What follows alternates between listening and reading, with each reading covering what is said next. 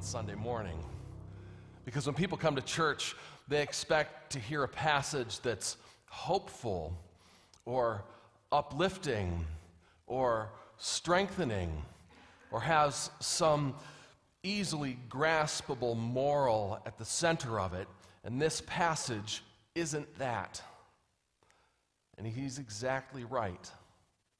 This passage is not one that has an easy moral sitting at the center, but instead it talks about Jacob who went to sleep one night after he'd crossed the ford of the Jabbok, and as he slept, he was awakened by a stranger, and they wrestled all night long.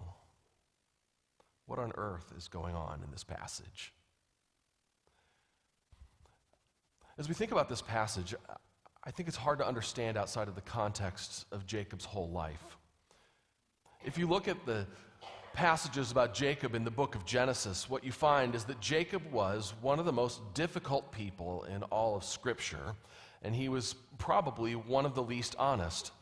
One of the things that's striking about Jacob and striking about the book of Genesis is the book of Genesis really seems to give no apology for Jacob's dishonesty, for his craftiness, for his willingness to bend and twist the truth to get what he wants out of life. Jacob is one of those people who knows what he wants, and he knows how to get it, and he'll do anything and everything in his power to get where he wants to be. And it started from the very beginning. As you may know, Jacob was a twin, and he had a twin brother named Esau. And the scriptures tell us that when they were born, Esau was born first, and Jacob was holding on to Esau's heel as they were born. So when he was born, his parents gave him this name, Jacob, which means he who will supplant, or the usurper. But one commentator says that his name would probably be better understood if we simply called him the go-getter. So Jacob, from the very beginning, is grasping at his brother's heel.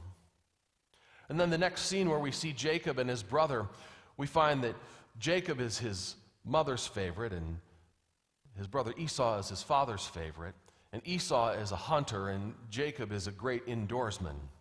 And so Esau's out hunting, and he comes back, and he's famished, and Jacob knew he was out, so he made this red lentil soup for him, and he had it conveniently placed on Esau's path back. And Esau said to himself, he says, I am absolutely starving. And when he saw this soup, he said, oh, will you give me some? And Jacob said, well, of course I will, if you give me your birthright. So Esau, being rash, who thought he might starve to death, thought to himself, well, if I'm dead, what good is my birthright? Okay. So he gave him his birthright, which was his right to everything when he was an adult. The next passage where we see Jacob, we find Jacob and his brother yet again locked in conflict. His father's growing old, Isaac, and it says that his eyes had grown dim, which means he could barely see. And he said, I want to give my blessing. So he called his brother Esau to him. He said, go out, hunt game, and prepare it the way I like it. Well, their mother was listening at the edge of the tent.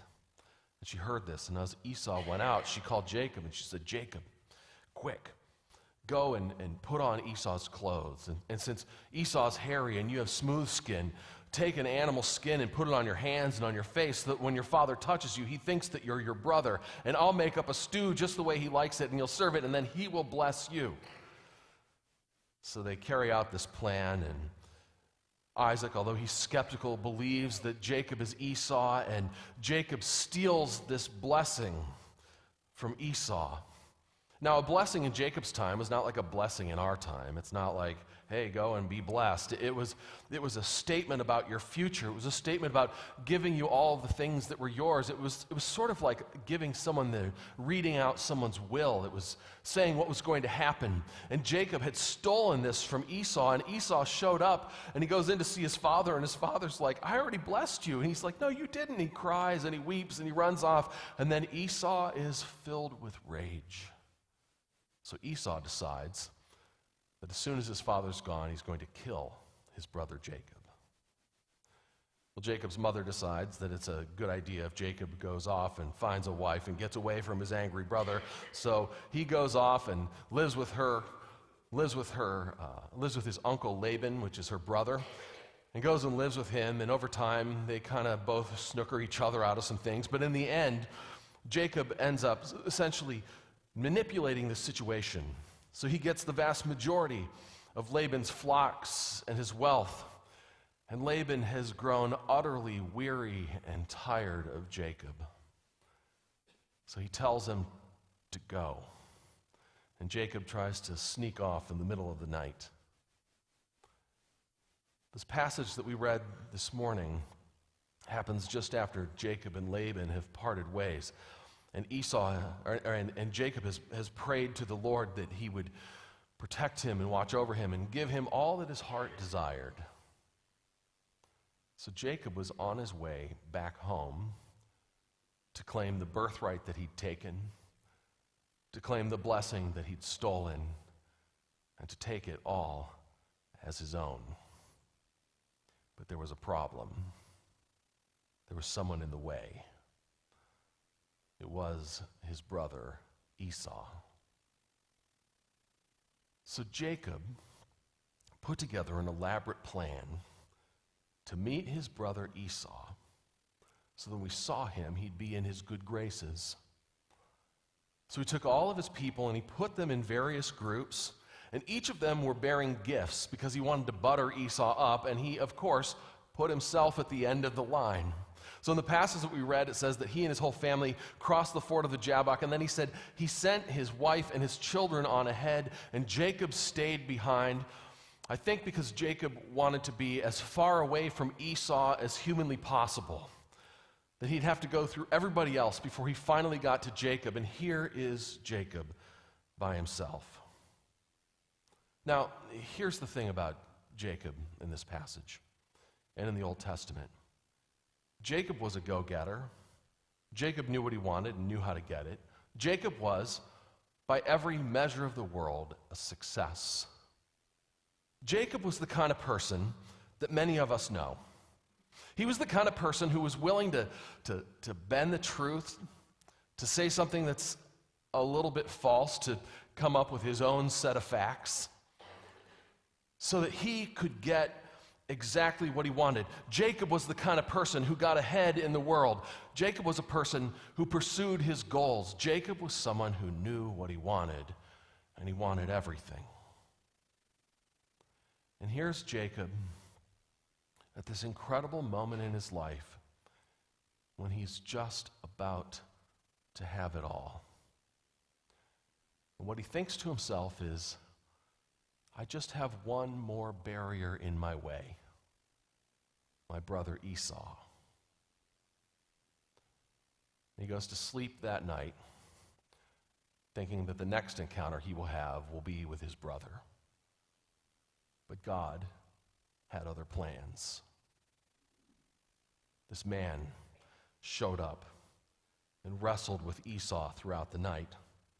Very quickly, the passage tells us at one point, wrestled with Jacob. At one point, it seems that Jacob had the advantage. At another point, it seemed that the visitor had an advantage. But as you read the passage, you get this sense that this visitor, this angel, this attacker in the middle of the night is merely toying with Jacob.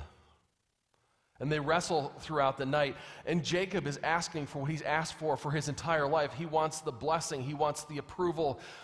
He wants to be blessed by this man who's attacked him, and he won't give it, and they're wrestling. And finally, it says that the man kind of took advantage, and he got on top of Jacob, and he touched him on the hip, and his hip was put out of joint.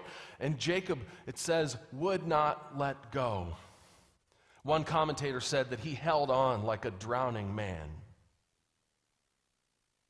And Jacob would not let go. Now you might wonder, what on earth does a passage like this have to do with me? But I want you to think about Jacob's situation. Here was Jacob for his whole life, who'd been pursuing what he wanted, been pursuing what he desired, had been going for his goals, had been trying to get everything. And he was right on the cusp of having it all.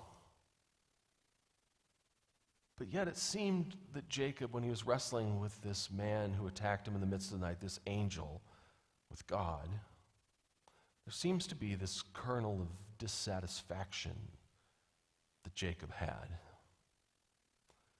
Even though he was about to have everything he'd ever dreamed of, he still seemed empty. And he craved the blessing of this angel who came. I think Jacob speaks to those of us who are driven, who want something out of life, who set goals and pursue them, who try to get the things that we want and we need and we desire and go after them full bore. Sometimes I think for people like that, we think that all of our reckonings with other people and with ourselves. But Jacob reminds us that we also need to reckon and to deal with God. Have you ever felt yourself or found yourself wrestling with God? Struggling to understand how God might be at work in your life or in your world? How a relationship with God fits into the middle of all the plans that you've made for yourself and where you want to go and what you want to be? Have you ever been on the cusp of having virtually everything you dreamed of having and wondering if there's more? That's where I think Jacob was. Jacob was on the cusp of having it all. But yet he found himself longing for more. And he wrestled with God that night near the ford of the Jabbok. And one of the things that I think is uncomfortable about this passage for us is that Jacob does not walk away unwounded, but he walks away with his hip out of joint, and he walked with a limp for the rest of his life because he had wrestled with God. And what God gave him was not ultimately, at first, what he'd asked for. Instead, what he gave him was a new name. Jacob's name had been the Go-Getter.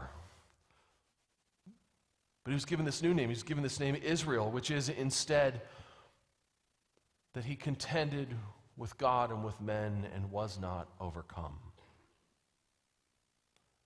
If you were to read through the book of Genesis, starting in about chapter 27, you run into Jacob and you hear his story and you read these passages about him. And you notice it's at this point in chapter 32 where there's a dramatic change that takes place. That after this wrestling with God, Jacob is a dramatically different person. Jacob is no longer contending and fighting with everyone around him, but he seems to be much more at peace. He's at peace because what he did was he wrestled with God rather than wrestling with everybody else. That he found at the end of it, he didn't have to contend with everyone around him. Instead, who he had to contend with was with the Lord. That Jacob needed to wrestle with God and to contend with God. And then he found himself changed and wounded and transformed by this wrestling match with the Lord. I wonder how many of us have wrestled with God, where we've had almost everything we want, or we're afraid that everything we've dreamed of is slipping away, or we're looking at our lives and wondering what's next, and think that ultimately the decision's up to us. But instead find ourselves in this internal struggle, this wrestling match, this struggle to understand who we are and what we were created for and who we are intended to be. When we've come to the end of our own ability to do everything for ourselves and we find ourselves at the mercy of God.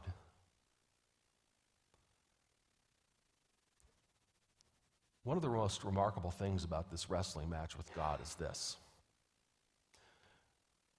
that I imagine that Jacob was filled with terror when he was attacked in the middle of the night, and he was wrestling and was challenged, and there was this idea in the scriptures that if you saw God face to face, you would die. But at the end, Jacob names this place Peniel because he said he saw God face to face, and what he discovered Was the God with whom he was wrestling, that seemed that he came to destroy him, did not come to destroy him, but he came to remake him, to rebuild him, to change him, to transform him, and to use him. And it was a difficult, bitter struggle throughout the night.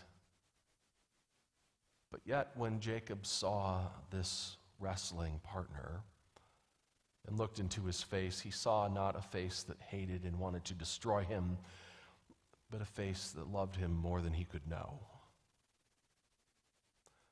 So if you find yourself wrestling with God, if you find yourself struggling with the Lord, I want you to know that you may be defeated. But if you were defeated, that's okay. Because you're not defeated by someone who wants to destroy you. You're defeated by someone who loves you, who wants to remake you, who wants to give you a new name that will change your path, that will change your life, that will transform you, that will help you to be engaged with the world in a way that you'd never imagined before. That we might live and serve for the glory of God. Let us pray.